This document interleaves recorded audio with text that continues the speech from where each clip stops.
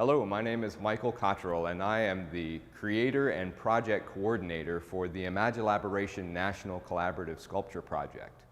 The work that you see around you in this exhibition is the culmination of a year-and-a-half-long collaborative project involving over 100 artists around the country working in small regional groups to create this dynamic body of work. Now, we had quite a diverse group of people, as is evidenced by the diversity of the work that you see in the exhibition. Students, professional artists, and professors from institutions of higher education around the country as well. People as far afield as Alaska, the Northeast states, Ohio, Michigan, Detroit, some southwestern states, Texas, New Mexico, as well as the Southeast, including Florida, Georgia, and North Carolina. So let me tell you a little bit about the process of this project.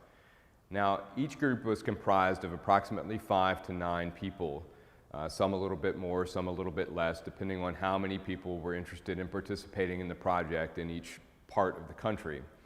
Now, every person would start with what we call a seed element. This is something that they would create themselves that would be the foundation for the piece that would be built upon by others in their group. For instance, in this piece, the original element was just this piece of wood, this hardwood 2x4 here. So every 6 to 8 weeks or so, the elements would be passed from person to person in the group, swapped between them, so that each person would have a chance to add something else to the objects, and they would grow and evolve with each exchange. When I received the first piece, I'd add something to it, pass it on.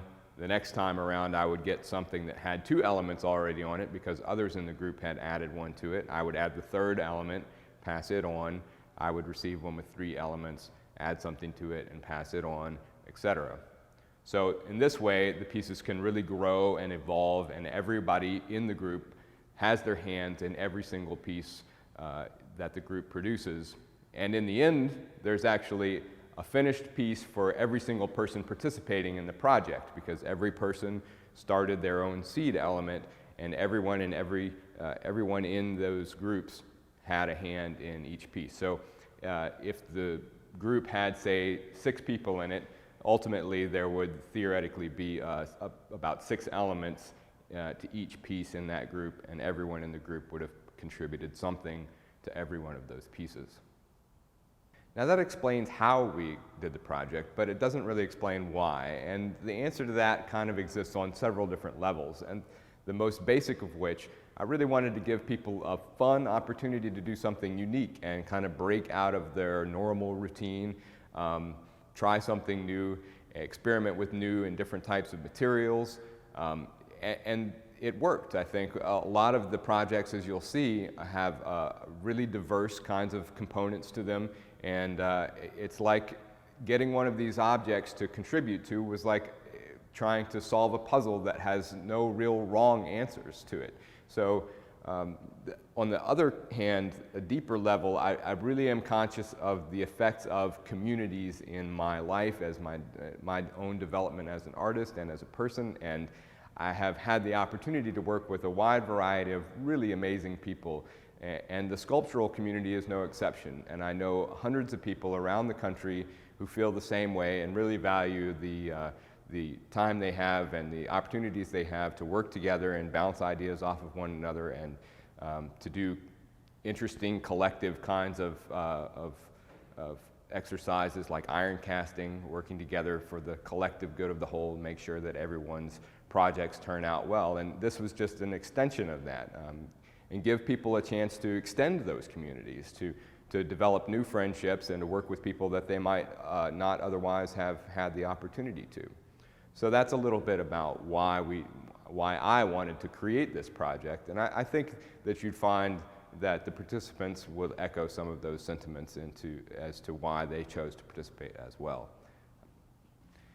As a whole, I would say that this collaborative effort was a resounding success. Now, it had its flaws, as any effort, collaborative effort does, and a number of interesting collaborative models evolved from the process.